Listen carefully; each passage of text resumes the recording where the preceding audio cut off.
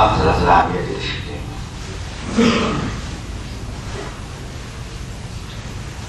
ایک مرتبہ بلند آواز سے پڑھ دیجیے.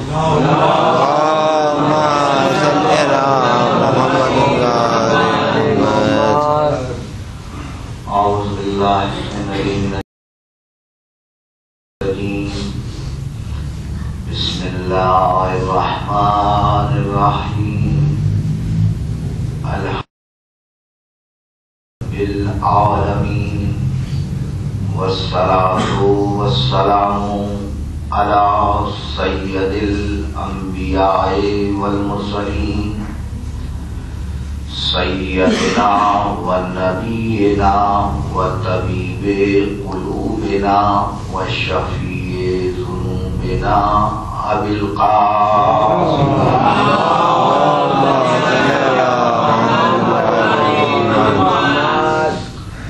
ثم الصلاة والسلام علی ولیہ و وصیہ و وزیرہ و امینہ واشرف الفطرته وذريته وباب الحكمته وناطق الحجته سید المسلمین وامیر المومنین علی ابن ابی طالب اللهم صل علی محمد وعلى محمد غالب على كل غالب مطلوب كل طالب امام المشارق والمغارب سید الوسیعین فاتح باب خیبر قاتل مرحب وتر والد شبیر و شبر قال فی شانہ ضربت علی یوم الخندق افضل من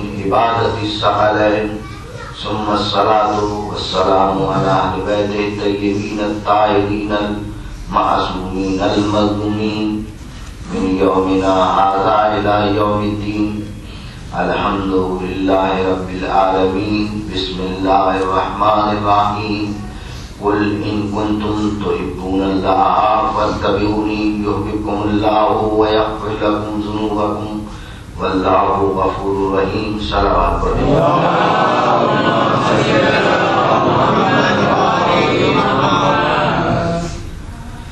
سورہ آل عمران کی ایک مختصر اور جامع ترین آیت کی تلاوت کا شرف حاصل کیا اور اسے اس وقت کی گفتگو کا سرنامہ قرار دیا. ارشاد رب العزت ہو رہا ہے قل کہہ دو ان لوگوں سے کا دعویٰ کرتے ہیں کہ وہ تمہارا اتباع کریں اور جب وہ تمہارا اتباع کریں گے تو انہیں دعویٰ محبت کرنے کی ضرورت نہیں ہے بلکہ ہم خود محبت کریں گے اور صرف محبت ہی نہیں کریں گے بلکہ ان سے جو گناہ سرزد ہو جاتے ہیں انہیں معاف کر دیں گے اس لیے کہ ہم غفور الرحیم ہیں. لیکن ہماری محبت مشروط ہے اتباع پیغمبر کے ساتھ. اس لیے کہ تم جس سے محبت کر رہے ہو تم اسے جانتے ہی نہیں, اس کی معرفت تمہارے پاس نہیں, تم اسے پہچانتے نہیں. کیوں نہیں پہچانتے ہو؟ اس لیے کہ وہ عقلوں میں آتا نہیں, ذہنوں میں سماتا نہیں, عقلیں اس کا ادراک کرتی نہیں, اس کی ذات نامعلوم ہے بندگان خدا کے لیے, اور جس کی ذات نامعلوم بندگان خدا کے لیے بتائیے اسے راضی کیسے کریں گے؟ میں اسی لیے اکثر کہتا ہوں کہ جو ہر تھوڑی بات کے اوپر شرک کا فتویٰ لگ جاتا ہے تو ذرا سوچئے گا کہ جس کی ذات ہی نامعلوم ہے اس کا آپ شریک کس کو قرار دیں گے؟ اس کا شریک کس کو قرار دیں گے جس کی ذات ہی آپ کے لیے نامعلوم ہے, جس ذات کو آپ جانتے ہی نہیں ہے, جو عقلوں میں آتی نہیں ہے, ذہنوں میں سماتی نہیں ہے, عقلیں اس کا ادراک کرتی نہیں ہے, اس کی ذات نامعلوم ہے. جب نامعلوم ہے تو اب اس کا شریک کسے قرار دیں گے؟ بات یہ ہے کہ جو اس کی صفات ہیں, جو اس سے ظاہر ہوئی صفات, رازق ہونا, حی ہونا, یہ سب صفات جو ہیں یہ سب اس سے ظاہر ہوئی. اب یہ جو صفات ظاہر ہوئی, صفات اس سے جدا نہیں تھی, جدا نہیں تھی, عین صفات تھی, اس کی ذات عین صفات تھی. صفات جدا نہیں کی. تو جب صفات جدا نہیں کی اور صفتوں کا اظہار جب آپ نے دیکھا، آپ نے کسی کو رازق کہا، فوراً فتویٰ کیا آپ اللہ کا شریک کر رہے ہیں. حالانکہ آپ نے نہیں دیکھا کہ رزق دینے کے لیے ایک ذریعہ ہوتا ہے. اللہ نے ایسا تو نہیں ہے کہ آسمان سے رزق اتار کے دے دیا، نہیں، ایک ذریعہ قرار دیا. اسی لیے اس نے اگر کسی کو ید اللہ کہا تو ید کے معنی ہاتھ نہیں ہے. ید چونکہ عربی میں کوئی چیز بار بار استعمال ہو، چونکہ دیا ہاتھ سے ہی جاتا ہے، اس لیے ید کہتے ہیں. تو اس نے اگر کسی کو ید اللہ کہا تو وہ اس کا ذریعہ دینے کا ذریعہ ید اللہ بنا. تو اگر ید اللہ کے لیے کہیں گے ید اللہ کے ہاتھ سے ہم نے لیا، اس سے مدد مانگی، تو اس کی صفات کا اظہار جو کہ اس سے ہوگا. اور ہر صفات اپنا مدد چاہتی ہے، ہر صفت اپنا مدد چاہتی ہے. اس نے ان 14 کو اپنی ذات کا مظہر بنا کر دنیا میں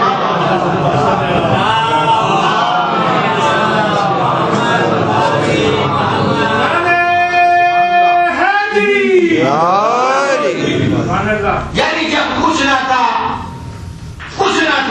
الذی خلق الموت والحیات، یعنی موت بھی نہیں پیدا ہوئی تھی، حیات بھی نہیں پیدا ہوئی تھی، بس وہ تھا کب سے تھا، وہ تھا. اور جناب وہ تھا، اس کی ہر صفت ذات تھی. اب میں جملہ بدل کے کہہ دوں، خدا تھا لیکن خدائی نہ تھی. خدا تھا، خدائی نہیں تھی. اس کا علم ذات تھا. اپنے علم میں وہ دیکھ رہا تھا کہ ایسے کائنات بناؤں گا، ایسے عالم بناؤں گا، ایسے فرش بچھاؤں گا، ایسے عرش بناؤں گا، یوں ستارے لگاؤں گا.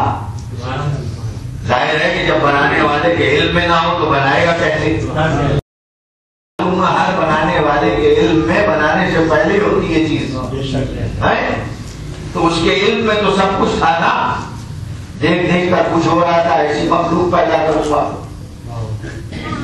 ہے. تو سارا علم اس کے اندر تھا، اپنے علم میں دیکھ رہا تھا.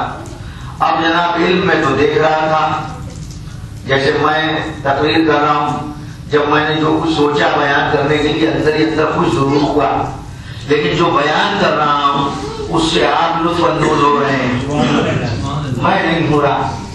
یعنی میں اپنے آپ کو نہیں دیکھ پا رہا، آپ میری حرکات و سکنات کو دیکھ پا رہے ہیں. کسی کو اچھی لگ رہی ہیں، کسی کو بری لگ رہی ہیں. یعنی کسی کو ایک انداز ہاتھ ہلانے کا اچھا لگا، کسی کو چہرہ اچھا لگا، کسی کو ممبر پر بیٹھنا پسند نہیں آیا.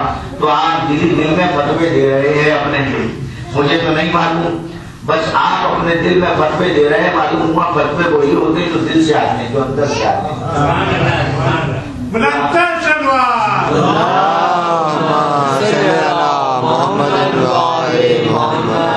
آپ اپنے طور پہ مفتی بن رہے ہیں. میں آپ کے چہرے کو دیکھ کر مختلف چیزیں سوچ کر آپ کے بارے میں اپنے اندر کی مفتی کو جگا رہا ہوں، ہے نا.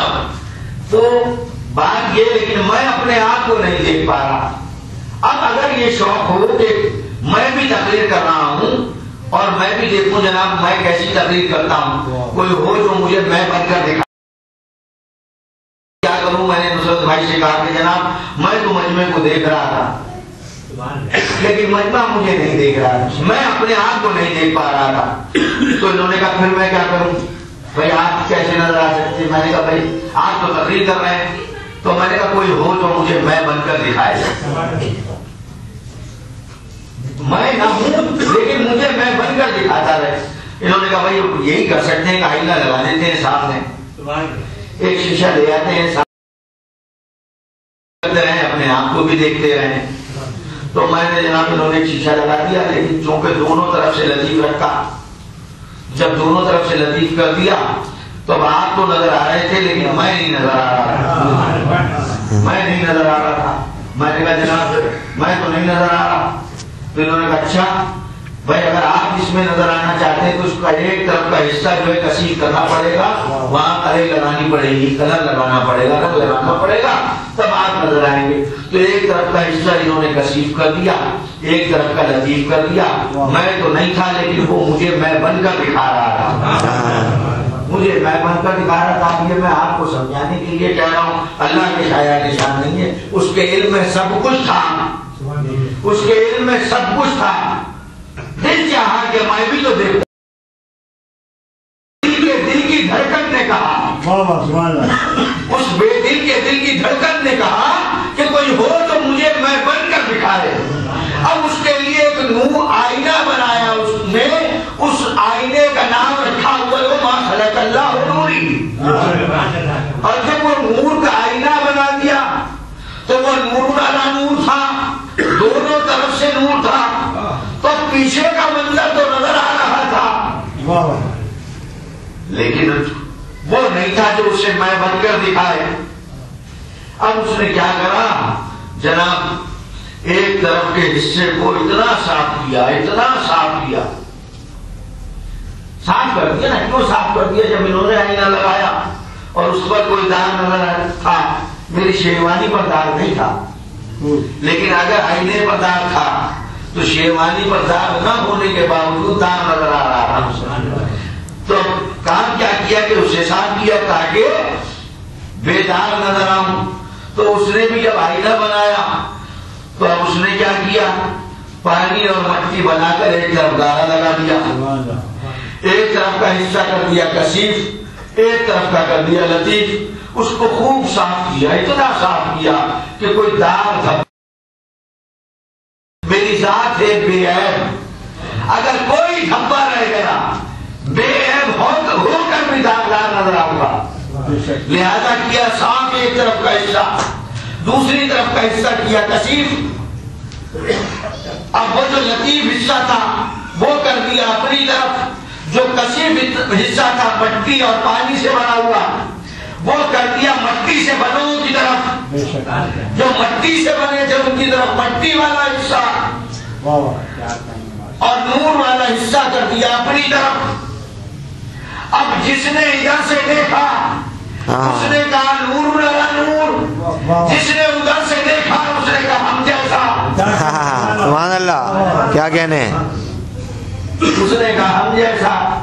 تو جو لطیف حصہ تھا اس نے جب اسے دیکھا جو اسے میں بن کر دکھا رہا تھا، میں نہیں تھا لیکن میں بن کر اسے دکھا رہا تھا، اس نے کہا میں نے بنایا اسی لیے ہے تجھے کہ میں خدا تو تھا لیکن خدائی نہیں تھی، خدائی نہیں تھی، میں ہوں خدا، تو خدائی کر میں دیکھتا جا، واہ جی واہ، خدائی تو کرتا جا میں دیکھتا جاؤں، ہے جناب۔ اب جناب جب اس میں دیکھنے لگا تو اب چونکہ صاحب جلال دیکھ رہا تھا لہذا پسینہ آیا، وہ جو میں بن کر دکھا رہا تھا اس کے چہرے پر پسینہ آیا، پسینے کے جو قطرے ابھرے اس سے انبیاء کو پیدا کر دیا، اس سے انبیاء کو پیدا کر دیا۔ بھائی پسینہ کہتے ہیں اسے جو فاضل رطوبت ہوتی ہے، جسے ان کی فاضل رطوبت کو پسینہ کہتے ہیں۔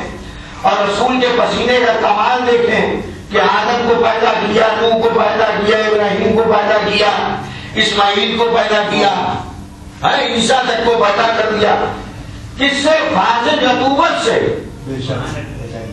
فاضل رطوبت سے پیدا کر دیا، انبیاء کو پیدا کر دیا۔ ابھی آپ اس پسینے کی قیمت کو نہیں سمجھے، جناب رسول کے پسینے کا ایک قطرہ اتنا قیمتی ہے کہ آدم کی صورت میں فرشتوں کو سجدہ کروا دیتا ہے۔ جناب سرکار ختمی مرتبت کے پسینے کا ایک قطرہ اتنا قیمتی ہے کہ کشتی بنا کر امت کو نجات دلواتا ہے۔ یہی ایک قطرہ آتش نمرود میں پھول کھلاتا ہے، یہی ایک قطرہ موسیٰ کی صورت میں کوہ طور پہ کلام کرتا ہوا نظر آتا ہے، یہی ایک قطرہ عیسیٰ کی صورت میں مردوں کو زندہ کرتا ہوا نظر آتا ہے۔ سبحان اللہ،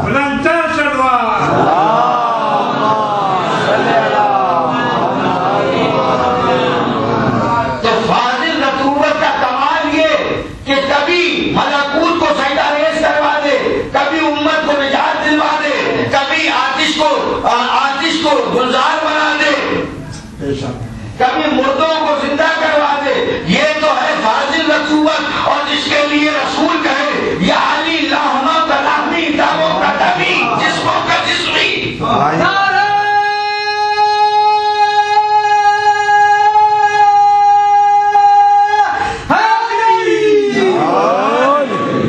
ایک مرتبہ اپنا دعوت سے دور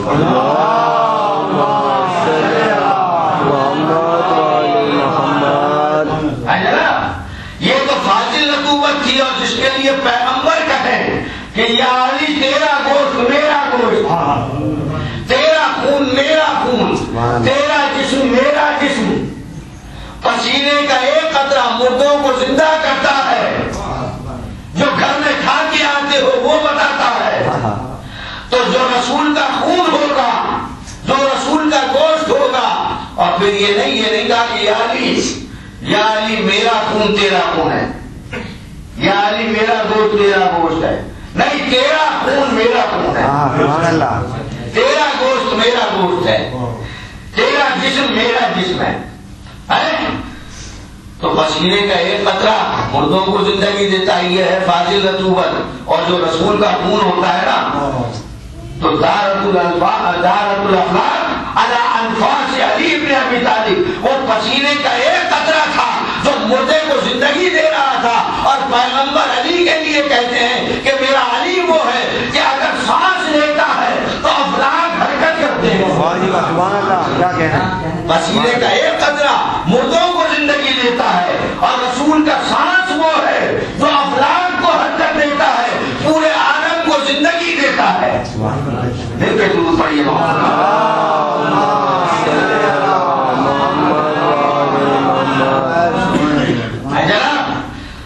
اب حضور والا انبیاء کو خلق کر دیا. اب جو دیکھ رہا تھا، جو اسے میں بن کر دکھا رہا تھا، اس نے کہا کہ اگر میں بھی رہا اور یہ بھی رہا تو دو ہو جائیں گے، ایک میں اور ایک میرا جیسا. اور میں کہہ رہا ہوں کہ میری مثل کوئی ہے ہی نہیں. لہذا کا مثل چاہیے، میری مثل کوئی ہے ہی نہیں. قل هو اللہ احد. تو اب دو ہو جائیں گے، ایک میں ایک میرے جیسا. لہذا کیا کیا؟ آئینے سے اس نور کے دو ٹکڑے کر دیے. جسے نور بنایا تھا نا، اس نور کے دو ٹکڑے کر دیے. اور پھر کہنے لگا اول ما خلق اللہ نوری انا وعلی من نور واحد. تو اس کے دو ٹکڑے کیوں کیے؟ اس لیے کیے کہ میری توحید بچ جائے، توحید بچ جائے. تو یہ جو 14 بنائے ہیں نا اس نے، یہ توحید بچانے کے لیے بنائے ہیں، توحید بچانے کے لیے. توحید کا اکثر کہتے ہیں لوگ توحید پہ ضربیں لگتی ہیں. میں کہتا ہوں توحید کیا ہے؟ توحید تو ایک نظام کا نام ہے. توحید ایک نظام کا نام ہے. اور آل محمد کہتے ہیں کہ ہم اراکین توحید ہیں، ہم اراکین توحید ہیں. یعنی معلوم کیا ہوا بھائی؟ یہ توحید کو کہتے ہیں، اراکین کسے کہتے ہیں، رکن کسے کہتے ہیں، ستون کو کہتے ہیں نا. یہی ہے نا، ستون کو کہا جاتا ہے نا رکن، جس پر بنیاد کھڑی ہو کسی چیز کی. معصوم کہہ رہے ہیں ہم 14 اراکین توحید ہیں. معلوم ہوا ہم 14 پر، جب تک ہم 14 ہیں، جب تک ہم 14 ہیں، جب تک ہم 14 رہیں گے توحید رہے گی. میں دلیل دے دوں آپ کو کہ اللہ نے نہ موت پیدا کی تھی نہ حیات پیدا کی تھی. وہ تھا، جب وہ تھا تو یہ کہاں تھے؟ بھائی آپ مجھے بتائیے، ابھی موت پیدا نہیں کی، حیات پیدا نہیں کی، نہیں کی نا. مولا کائنات سے جناب سلمان محمدی نے پوچھ لیا، کہا یا علی آپ یہ بتائیے کہ جب کچھ نہ تھا تو آپ کہاں تھے؟ آپ کہاں تھے؟ کہا کننا موجودین فی غامض علم اللہ. ہم اللہ کے علم کی گہرائی، ہم اللہ کے علم کی گہرائیوں میں رہتے تھے. ہے جناب توحید ہمیشہ سے یہ اراکین توحید ہیں، یہ اراکین توحید ہیں. تو جناب جب کچھ نہ تھا، نہ موت بنی تھی نہ حیات بنی تھی، بتائیے وہ زندہ تھا یا مردہ تھا؟ اس سے پوچھیں پالنے والے تو زندہ تھا یا مردہ تھا؟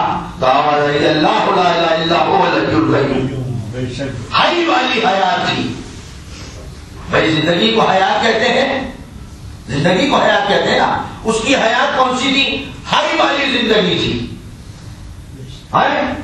تو آل محمد کہاں تھے؟ حی والی زندگی میں تھے. تو اب موت اور حیات کس کے لیے ہے؟ جو موت اور حیات کے بعد پیدا ہوئے. یہ وہ ہے جو موت اور حیات سے پہلے بنے. جب موت اور حیات پیدا نہیں ہوئی تھی یہ اس وقت تھے. اب کون سی زندگی میں تھے؟ جیسے وہ زندگی تھی ایسے ان کی زندگی تھی.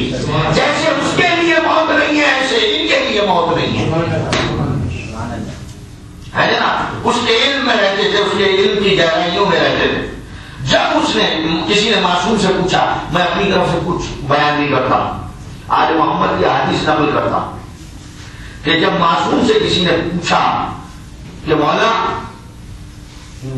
آپ کہاں رہتے تھے، کہا اس کے علم کی گہرائیوں میں. اور جب پانچویں معصوم سے کسی نے سوال کیا کہ مولا آپ کس طرح ظاہر ہوئے،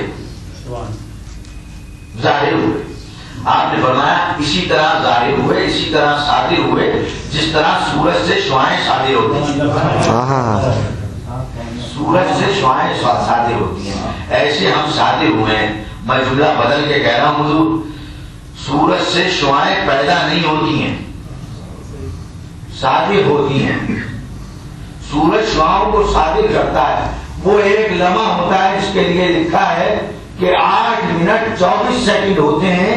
جب سورج طلوع ہوتا ہے 8 منٹ 24 سیکنڈ تک کوئی شعاع صادر نہیں ہوتی. پہلی شعاع جو زمین پر پڑتی ہے 8 منٹ 24 سیکنڈ کے بعد پڑتی ہے. تو وہ ایک کوئی لمحہ تھا، اس وقت وقت ہی نہیں تھا جب میں وقت کا تذکرہ کروں. ابھی وقت پیدا ہی نہیں ہوا تھا. تو جب وقت تھا ہی نہیں تو میں کس وقت کا تذکرہ کروں؟ وہ کوئی وقت تھا جب وہ تھا یہ صادر نہیں ہوئے تھے. جیسے سورج تھا طلوع ہو گیا لیکن شعاعیں صادر نہیں ہوئی. 8 منٹ 24 سیکنڈ کے بعد پہلی شعاع صادر ہوئی. جیسے ہی شعاع صادر ہوئی فوراً پتہ لگ گیا کہ سورج طلوع ہو گیا.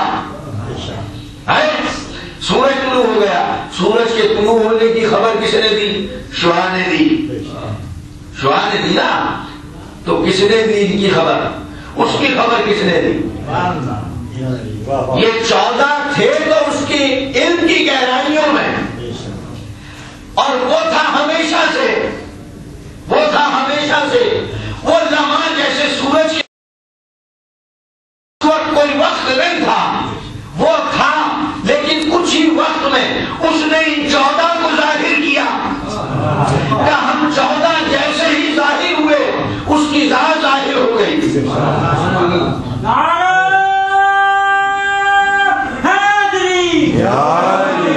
ہم 14 ظاہر ہو گئے. اب کیا کسی نے سورج کو دیکھا ہے؟ سورج کو کسی نے دیکھا ہے؟ سورج کی ٹکیا کو کسی نے نہیں دیکھا. اس کی شعاعوں نے اس کو چھپا رکھا ہے. اس کی شعاعوں نے، اس کی کرنوں نے اس کو چھپا رکھا ہے. آپ کی نگاہ ایسی نہیں ہے جو شعاعوں پہ ٹک سکے. تو سورج کو کہاں سے دیکھیں گے؟ سورج کو کہاں سے دیکھیں گے؟ شعاع کو دیکھ نہیں سکتے. جب شعاع نظر نہیں آ سکتی، اس پر نگاہ جم نہیں سکتی، تو سورج کو کہاں دیکھیں گے؟ اللہ نے بھی انتظام کیا ہے آل محمد کو پیدا کر کے کہ تم مجھے تو دیکھ نہیں سکتے. اب میں جملہ بدل کے کہہ رہا ہوں کہ بار بار آپ نے سنا کنتو کنزن مخفیہ، میں چھپا ہوا خزانہ تھا، میں نے چاہا کہ میں ظاہر ہو جاؤں، میں نے چاہا کہ اب یہ ہے کنتو کنزن مخفیہ، میں چھپا ہوا خزانہ تھا. اگر خفیہ ہوتا تو ہوتا میں چھپا ہوا خزانہ تھا. دیکھیں مصلحت کی بنا پہ نہ جانے جو بہت سے ترجمے اس انداز میں ہوئے ہیں. کنتو کنزن مخفیہ، میں چھپا ہوا. اگر خفیہ ہوتا تو ہوتا میں چھپا ہوا خزانہ تھا. یہ ہے مخفیہ، چھپایا گیا، چھپایا گیا خزانہ تھا. یعنی میں چھپایا گیا خزانہ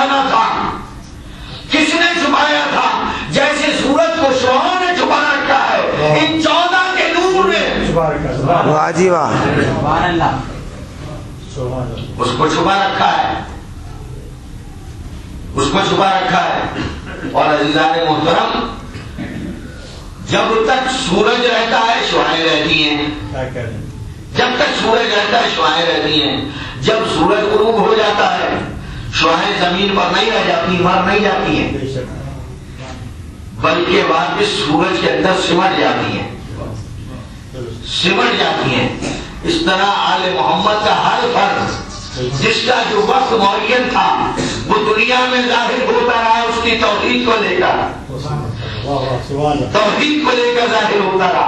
और जब वो वक्त आया तो वापस सूरज में जैसे शुआ सिमट जाती है वो सिमट गया, लेकिन चूंकि वो जाहिर होती रहती हैं, रोज वही शुआएं जाहिर होती हैं, इसलिए मेरे मौला ने कहा कि मैं बार बार सूरत बदल के तुम्हारे सामने आता था। दुरूद भेजिए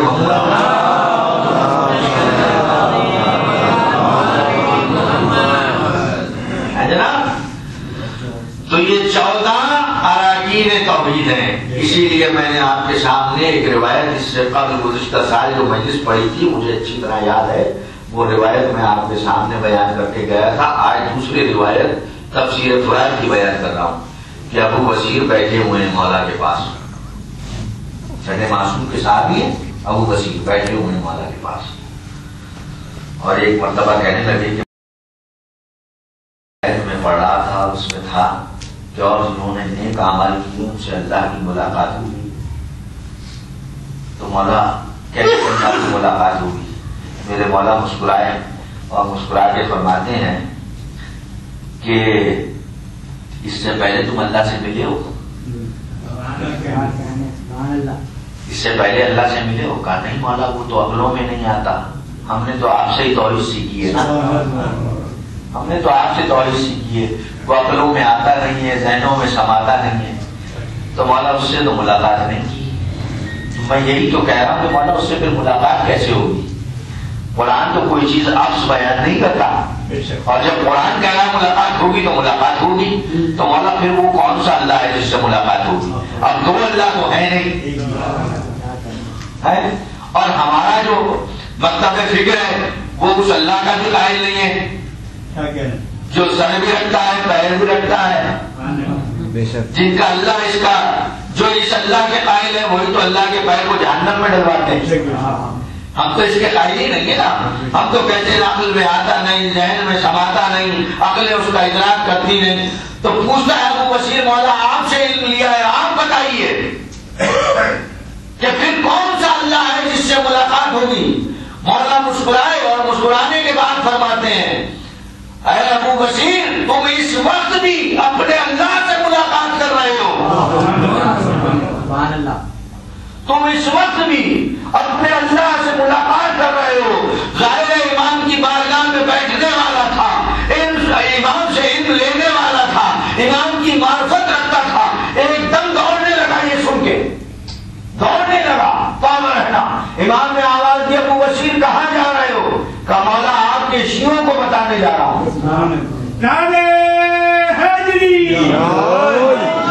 कहा मौला आपके शियों को बताने जा रहा हूँ। कहा अबू बसीर बैठ जाओ, बैठ जाओ, लोग उनकी अक्ल अभी वहां तक नहीं पहुंची कि हमारा इदराक कर सके।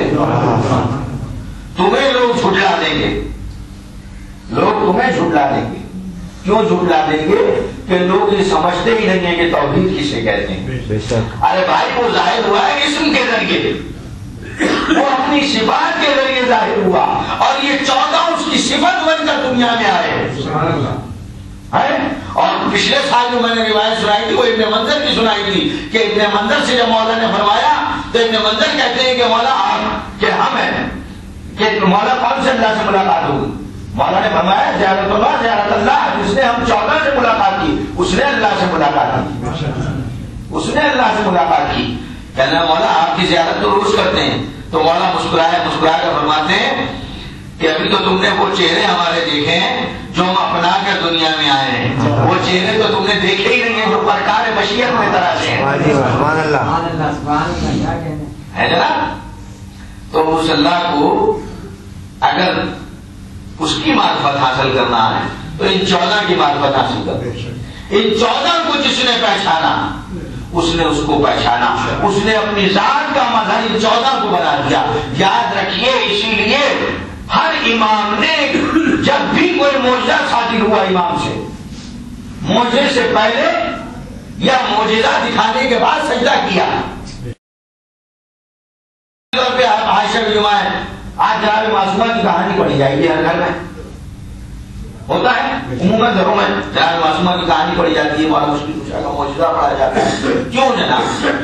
اس میں آپ نے دیکھا کہ اس میں لکھا ہوا ہے کہ جناب آپ یہودی کے مکان پر پہنچے, روشن ہو گیا اور خوشبو ایسی پھیلی کہ تمام مرد و زن بے ہوش ہو گئے, اور اس کے بعد سب کو ہوش آ گیا, دلہن کو ہوش نہ آیا. معصومہ نے پانی طلب کیا, وضو کیا, اور وضو کرنے کے بعد 2 رکعت نماز ادا کی اور ہاتھوں کو اٹھایا, اور جناب دلہن کلمہ شہادت پڑھتی ہوئی اٹھ بیٹھی. دلہن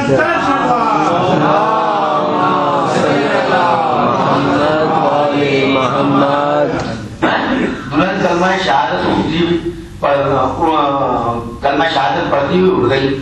اب جناب میں حیران ہوا یہ پڑھ کر کہ وہ جو رسول کے پسینے کا ایک قطرہ ہے وہ مردے پر ہاتھ پھیر دے تو مردے کو زندگی مل جاتی ہے, یا رسول کا جو ٹکڑا ہے وہ پانی طلب کر رہا ہے. کیوں؟ یہ پانی اپنے لیے طلب نہیں کیا تھا, ان کو تو طہارت کاملہ کی منزل پر فائز تھی, یہ تو ہمیں اور آپ کو تعلیم دینا تھی, اور نماز اس لیے ادا کی تھی. اگر جناب معصومہ وہ ایک عورت تھی, اگر تمام زن و مرد یہود مر جاتے اور جناب معصومہ صرف لبوں کو جنبش دیتی, میرا ایمان یہ ہے کہ سب کے سب زندہ ہو جاتے. لیکن یہ نماز پڑھنا کیوں ہے؟ اس لیے ہے کہ کہیں ایسا نہ ہو کہ لوگ اس کی توحید کو چھوڑ کر ہماری پرستش کرنے لگے. لہذا اس کی طرف رہنمائی کرنے کے لیے, اس کی معرفت کروانے کے لیے وضو بھی کیا, نماز بھی ادا کی, کہ جن میں یہ قوت ہے کہ وہ مردے کو زندہ کر دے, وہ بھی کسی کی بارگاہ میں جھکتے ہیں. جب ہم یہ دیکھیں گے, یہودی یہ دیکھیں گے کہ ایک بیوی کے لبوں کو جنبش ہوئی تھی اور مردہ عورت زندہ ہو گئی تھی, تو جس نے جب اس عورت میں, اس بیوی نے یہ کمال ہے, اس معظمہ نے یہ کمال ہے, تو جو اس کا خالق ہے, یہ معظمہ جس کو سجدہ کر رہی ہے, وہ خالق کس کمال کی منزل پر ہوگا.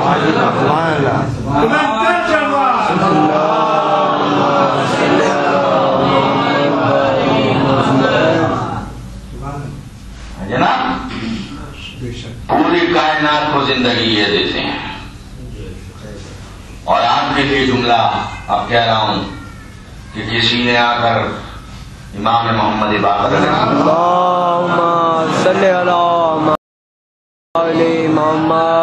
جو کہ اس میں سارے سوال کی مجلس بھی شامل تھی, تو میں نے کہا کہ اس حوالے سے بھی مومنین کے ایمان کو تازہ کر دوں کہ کسی نے 5ویں معصوم سے یہ کہا کہ مولانا میں دیکھتا ہوں آپ کے چاہنے والے ہیں لیکن گناہوں کی طرف مائل ہیں, بہت سے لوگوں کو دیکھتا ہوں, لیکن پھر بھی آپ کہتے ہیں جنت میں جائیں گے. امام نے کہا ہاں جنت میں جائیں گے. اس نے کہا مولا کیسے؟ کہا سورج نکلتے ہوئے دیکھا ہے؟ کہا دیکھا ہے. کہا سورج کی کرنیں کہاں کہاں جاتی ہیں؟ وہ مسجد پہ بھی پڑتی ہیں, کچرے پہ بھی پڑتی ہیں, پڑتی ہیں نا سب جگہ, پانی پڑتی ہیں. کہا جب غروب ہوتا کہاں جاتی ہیں؟ کہا اس کے اندر سے مر جاتی ہیں. کہا قسم خدا کی روز قیامت ہمارے شیعہ ہمارے اندر ایسے ہی سمٹ کے آ جائیں گے, ایسے ہی سمٹ کے آ جائیں گے. کیوں؟ اس لیے معصومین نے فرمایا کہ ہمارے جد مظلوم کی مجلس میں آیا کرو, رویا کرو. کہا جس کی آنکھ سے آنسو نکل جاتے ہیں اس پر جنت واجب ہے. میں حیران ہو گیا پڑھتے قرآن کہتا ہے کوئی گناہگار جنت میں نہیں جائے گا. معصوم فرماتے ہیں جو رویا یا رلایا یا رونے جیسا منہ بنایا اس پر جنت واجب ہو گئی. معلوم ہوا کہ مجلس میں آئے, غم حسین میں بیٹھے, یہاں سے جب نکلے تو سارے گناہ اللہ معاف کر دیتا ہے. اب انسان کو کوشش یہ کرنا چاہیے یا گناہ نہ کرتا. میں نے آقا محمد علی طباطبائی سے ان آنسوؤں کی قیمت پوچھی. جب انہیں معلوم ہوا کہ میں ذاکر اہل بیت ہوں تو انہوں نے مجھے میرے سامنے ایک واقعہ نقل کیا. انہوں نے مجھ سے کہا کہ بغداد میں ایک شخص رہتا تھا, ایک مومن تھا, اور اس کے برابر میں ایک شخص تھا تو جو دشمنی اہل بیت بھی رکھتا تھا اور اہل بیت کے چاہنے والوں سے کوئی بھی دشمن رکھتا تھا. تو وہ اسے بہت زیادہ تنگ کیا کرتا تھا, مرد مومن کو. تو ایک دن وہ مرد مومن اپنے گھر سے کپڑے وپڑے پہن کے نکلا. اس نے پوچھا کہاں جا رہے ہو؟ اس نے کہا آج میں نجف اشرف جا رہا ہوں تیری شکایت کرنے. آج میں اپنے مولا سے تیری شکایت کروں گا اور تجھے وہ سزا دے دے گی. یہ شخص چلا. اس نے کہا جا رہا دیکھوں گا مجھے کیا سزا ملے گی. یہ شخص چلا گیا میرے پیشہ, اور اس نے جالی پکڑ پکڑ کے رویا کہ مولا میں آپ کا چاہنے والا ہوں, وہ آپ سے دشمنی کرتا ہے. مولا وہ مجھے اتنا تنگ کرتا ہے, اتنا پریشان کرتا ہے, مولا اسے ضرور سزا دے. روتا رہا, رات ہو گئی, سو گیا. عالم خواب میں دیکھا کہ مولا کے فرمان ہے سامنے صحن میں. کہا کس کی شکایت کر رہے تھے؟ کہا میں اپنے پڑوسی کی. کہا وہ تو جنتی ہے, وہ تو جنتی ہے, تم اس کی شکایت کر رہے تھے. کہا مولا وہ جنتی کیسے, وہ تو آپ سے دشمنی کرتا ہے. کہا تم نے ٹھیک کہا, وہ ہمیں دوست نہیں رکھتا اور ہماری وجہ سے تم سے بھی دشمنی کرتا ہے, لیکن جنت میں جائے گا. اس نے کہا مولا وہ جنت میں کیسے جائے گا؟ تو آج سے 20 سال پہلے یہ فرات پر کھڑا ہوا تھا, پانی بھرنے گیا تھا, لوگ پانی بھر رہے تھے.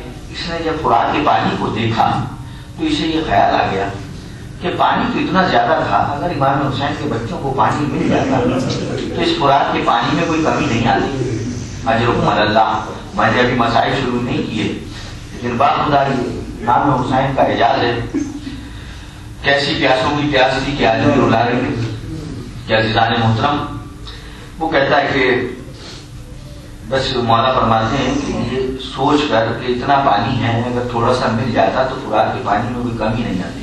اس کی آنکھ سے تو آنسو نکل گئے, اور یہ دیکھو ہماری ہتھیلی پہ موتیوں کی طرح رکھے ہوئے ہیں, یہ ہم نے جنت کی قیمت قرار دیتے. یہ شخص واپس آیا. اس نے کہا کہ تم نے اپنے مولا سے شکایت کر دی, کیا ہوا میرا؟ اس نے کہا کہ میں نے اپنے مولا سے شکایت تمہاری ضرور کی تھی, لیکن میرے مولا نے کہا کہ تم جنتی ہو. اس نے کہا کہ تم تو یہ کہتے ہو کہ ہم جنت میں نہیں جائیں گے. اس نے کہا میں نے تو یہی کہا تھا, لیکن میرے مولا نے کہا کہ وہ جنت میں جائے گا, اس لیے کہ اس نے 20 سال پہلے وہ فرات پر پانی بھر رہا تھا اور اسے ہمارے بچوں کی پیاس یاد آئی. اس کی آنکھ سے 2 آنسو نکلے, انہیں ہم نے موتی بنا کر رکھ لیا ہے, اور میں نے اپنے مولا کے ہاتھ میں وہ 2 موتی دیکھے تھے. بس اس شخص نے یاد کرنا شروع کیا. اسے یاد آیا کہ میں 20 سال پہلے فرات پر کھڑا تھا اور مجھے امام حسین کے بچوں کی پیاس یاد آئی تھی. پر یہ سوچ کر ایک مرتبہ یہ دوڑا نجف کی طرف. اس نے کہا کہاں جا رہے ہو؟ کہا اس کی طرف جا رہا ہوں جس نے 2 آنسوؤں کو 20 سال سے سنبھال کے رکھا ہوا ہے. وہاں خدا آنسو بہتے رہے یا محمد سنبھالتے رہتے ہیں. کچھ نہیں چاہیے جناب معصومہ کو. جناب معصومہ کیا لینے آتی ہیں؟ آپ کے آنسو لینے کے لیے آتی ہے. یہ آنسو مرہم زخموں کا امام حسین. بس عزیزوں, جب مدینے سے نکلے تھے نا, ماں کی قبر سے ودا ہوئے تھے, اماں میں جا رہا ہوں, قبر سے آواز آئی تھی حسین تنہا نہیں جاؤ گے, ماں ہر قدم پر تمہارے ساتھ ہوگی. قافلہ چل دیا تھا. مورخین نے ان تمام لوگوں کے نام تو لکھے جن کی فہرست امام حسین نے تیار کی تھی, لیکن ایک بی بی ایسی بھی چلی تھی جس کے بارے میں کسی کو خبر نہیں تھی. ایک مرتبہ شہزادی زینب نے بتایا نا کہ بھیا حسین کوئی بیوی ہے, کبھی میری سواری کے قریب آ جاتی ہے اور کبھی میں دیکھتی ہوں کہ آپ کے زلجلا کے قریب آ جاتی ہے. کہا بہن زینب پہچانا نہیں, وہاں فاطمہ لایا ہے. کہا بھیا جہاں کہیں بھی ہم خیال کرتے ہیں خیمے نصب ہوتے ہیں, وہ بیوی پس خیمہ جا کے بیٹھ جاتی ہے. میں ہمیشہ کسی بیوی کو چادر پہ مضبوط دیکھتی ہوں. عزیزوں اور خیمے نصب ہو گئے. ایک مرتبہ شہزادی جب خیمے میں بیٹھی گھبرا کر بلایا, کہا اماں بلدر میرے بھیا کو بلا دے. جیسے ہی امام حسین آئے, ایک مرتبہ گلے مل کر رونا شروع کیا. کہا بہن رونے کا سبب کیا ہے؟ کہا بھیا جب سے زمین پر آ کر بیٹھی ہوں اس خیمے میں, پسے خیمہ سے کسی بیوی کے ساتھ پتاب رونے کی, کسی بیوی کے ساتھ پتاب رونے کی آواز ہے. کہا بہن اور عزیزوں شب عاشور جب آئی ایک مرتبہ امام حسین مصلی عبادت سے اٹھ کر چلے جناب نام ساتھ ہے ایک منزل پر روک دیا نشیب میں گئے گفتگو کی واپس آئے جناب نام نے ہاتھ پکڑ کر پوچھا مولا ہاتھوں کو جوڑ کر مولا اس جنگل میں کس سے گفتگو کروا رہے تھے کہا میری ماں فاطمہ زہرا تھی مجھ سے کہہ رہی تھی حسین تمہارے ہر ساتھی کے گرنے کی جگہ کو میں نے صاف کر دیا ہے بس عزیزوں 11 محرم کو قید ہو کر چل دیے شام کے قید خانے میں آ گئے ایک دن دربان نے آ کر سید سجاد سے کہا سید سجاد روز کوئی بیوی رات کو خیمے سے قید خانے سے باہر چلی جاتی ہے اور قید خانے کی دیوار سے ٹیک لگا کر روتی رہتی ہے امام نے فرمایا بھیا دروازہ تو بند کرتا ہے ہماری کوئی بیوی باہر نہیں جاتی اس نے کہا میں روز دیکھتا ہوں کوئی بیوی سیاہ چادر میں ملبوس بیٹھی ہوتی ہے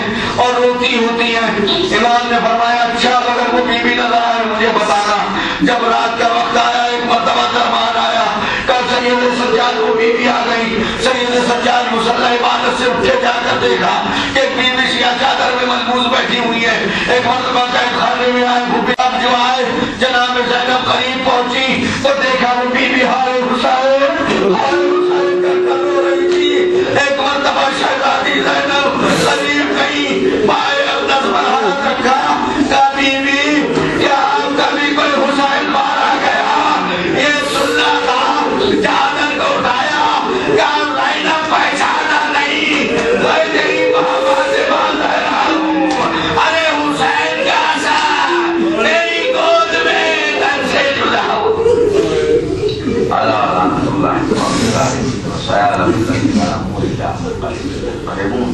خداوندہ اس عظیم عبادت کو اپنی بارگاہ میں قبول پالنے والے صاحب مجلس حاضرین مجلس کی دینی دنیا کی حاجتوں کو پورا فرما